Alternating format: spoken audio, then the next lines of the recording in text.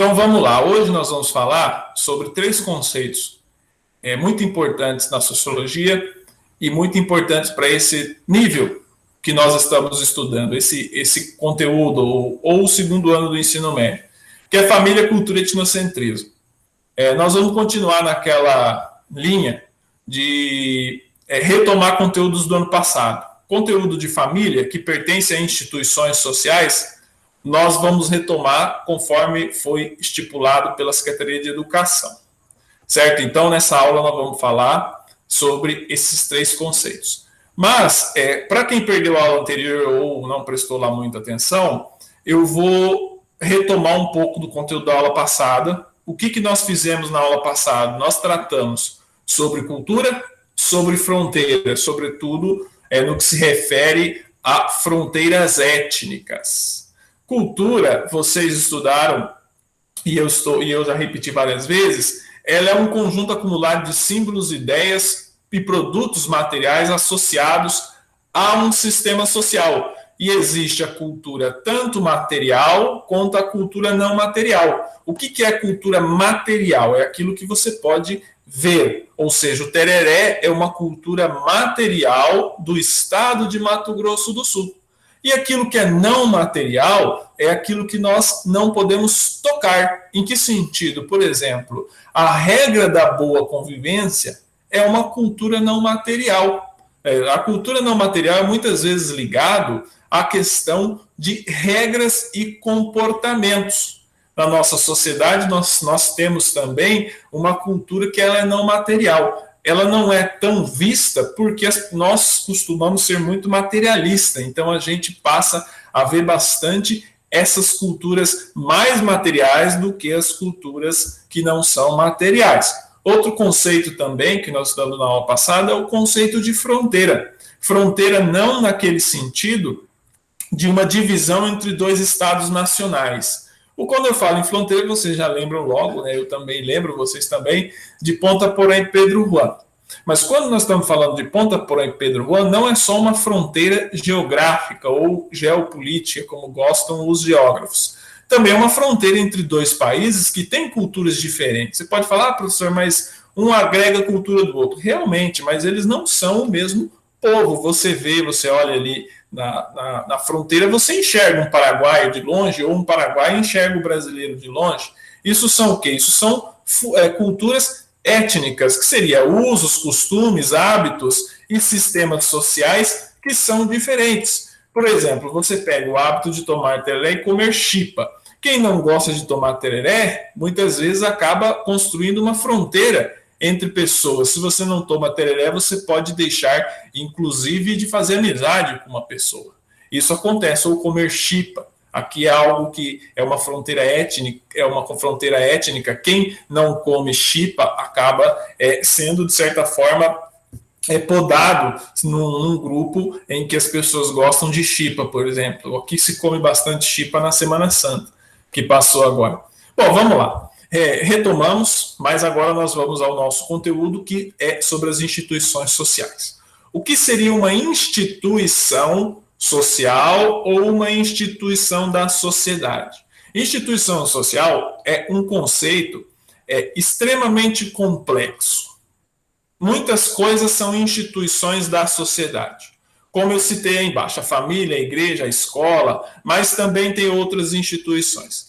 Na aula de hoje, nós vamos definir basicamente o que é instituição social e nos ocuparmos de uma instituição específica, que é a família, que é a mais conhecida de todos nós, porque é a primeira instituição com a qual nós tomamos contato ao nascer. Nós nascemos no seio de uma família, e é ali que nós aprendemos as primeiras coisas.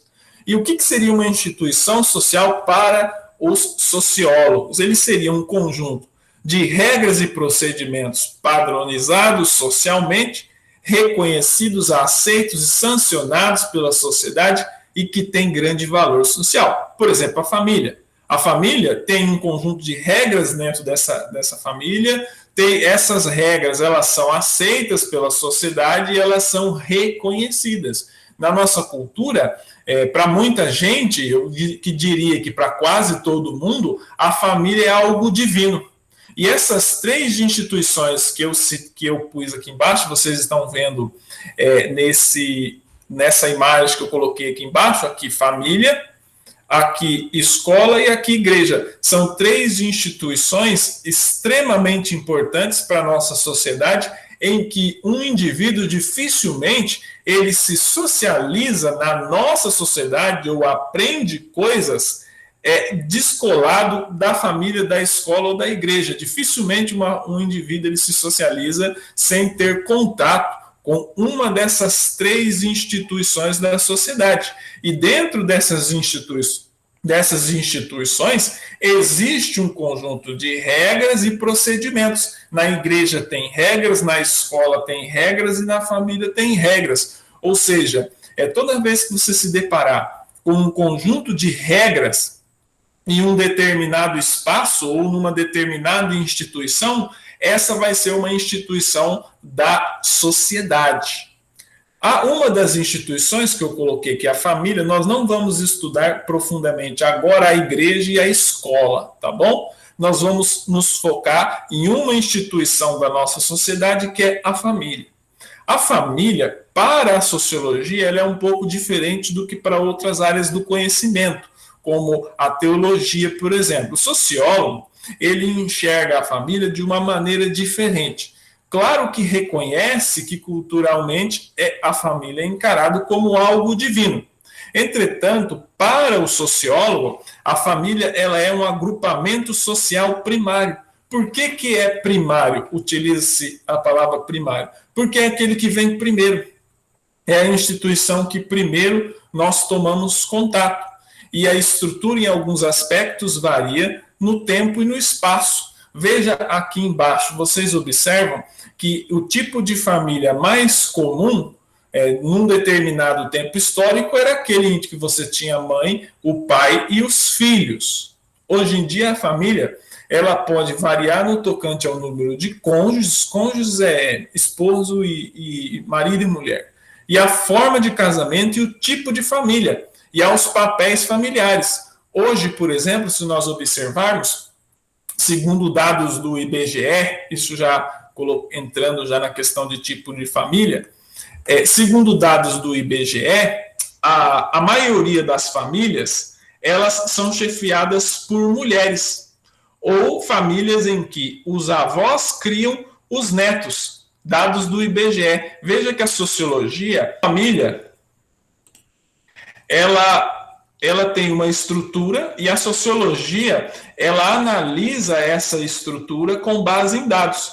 E o IBGE, ele coloca o seguinte sentido: hoje no Brasil, aquela família que foi historicamente muito mais comum e dominante, ela já não é mais comum e dominante. A maioria das famílias hoje, elas são chefiadas por mulheres que sustentam a casa, educam os filhos, ou porque é separada, ou porque foi abandonada, ou lares em que os avós criam os netos. Por outro lado, há também tipos de família, esses tipos de família que eu citei aqui, é muito comum na nossa sociedade. Agora eu vou citar um tipo de família que em alguns tipos de família são menos comuns na nossa sociedade. Eu estou me referindo à família poligâmica, que é quando ou a mulher ou o homem possui mais de um parceiro.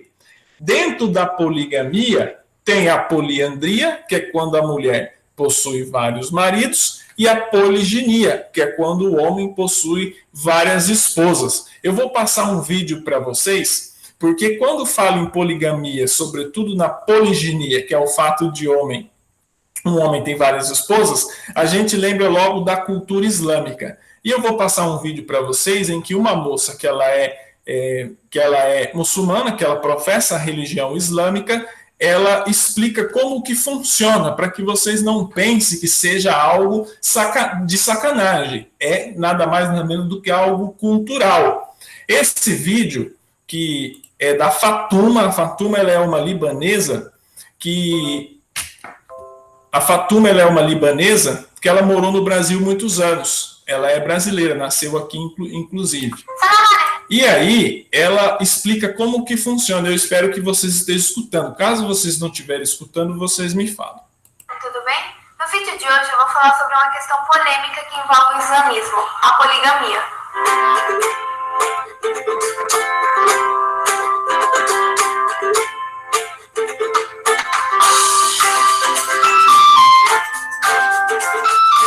Durante a história da humanidade, a poligamia foi uma prática amplamente usada devido à diferença de proporção entre homens e mulheres. Isso ocorreu principalmente por conta das guerras. Muitas vezes o marido morria na guerra e deixava a esposa viúva com não sei quantos filhos. Então outro homem se oferecia para se casar com ela para não deixar que ela e seus filhos morram de fome.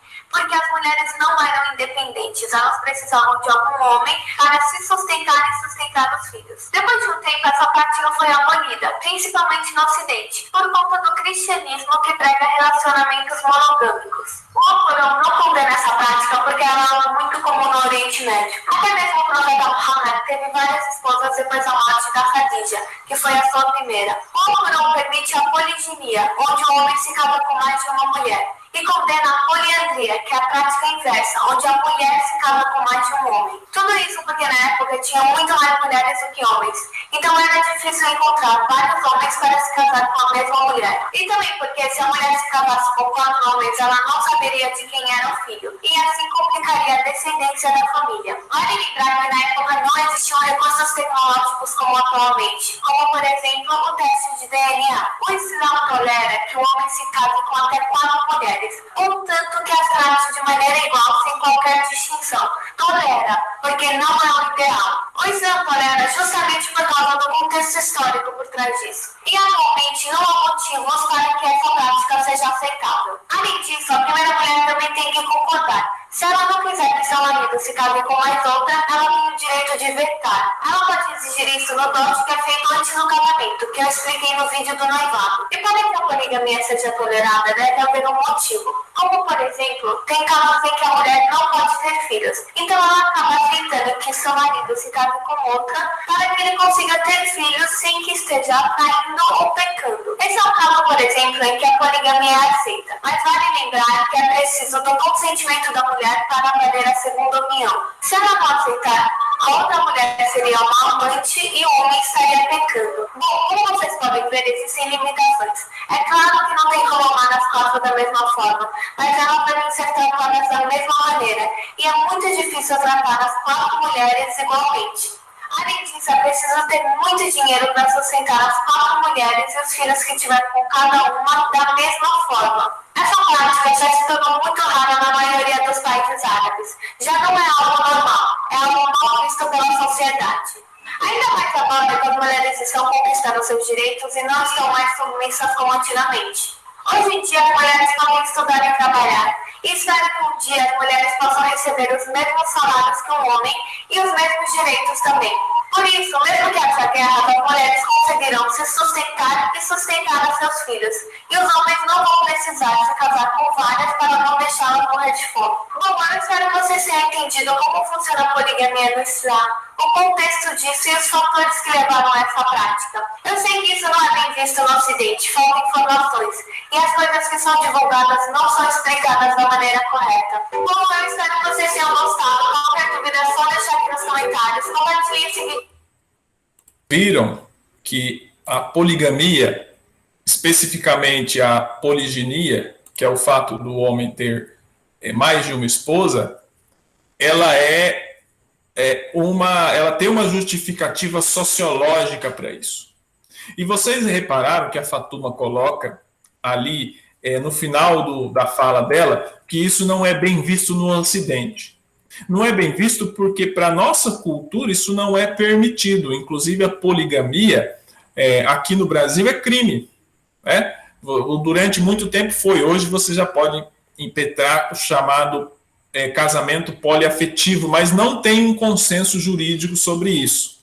Então, em linhas gerais, culturalmente para nós, relações poligâmicas não são permitidas nem pela lei. Tanto é que se um indivíduo ele casa 2 vezes, seja homem ou mulher, ele é considerado um indivíduo bígamo. E a Fatuma explica que na cultura islâmica ela é tolerada por razões históricas e por razões práticas da cultura deles. Mas o que fica na nossa mente é o seguinte: por que para nós isso parece errado?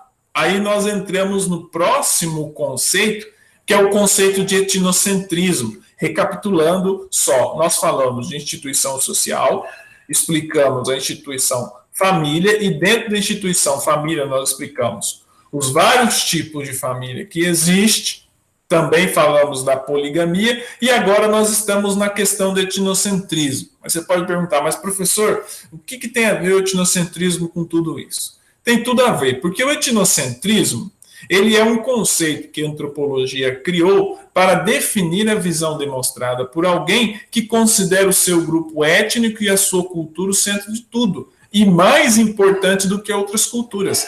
Ela explicou, pegando o vídeo da Fatuma, vocês observaram que ela fala que muita gente não vê com bons olhos porque acha que isso é errado ou pecaminoso. Essa é uma visão etnocêntrica. Quando você enxerga a cultura do outro como algo errado e a sua como centro de tudo, é porque você está sendo etnocêntrico.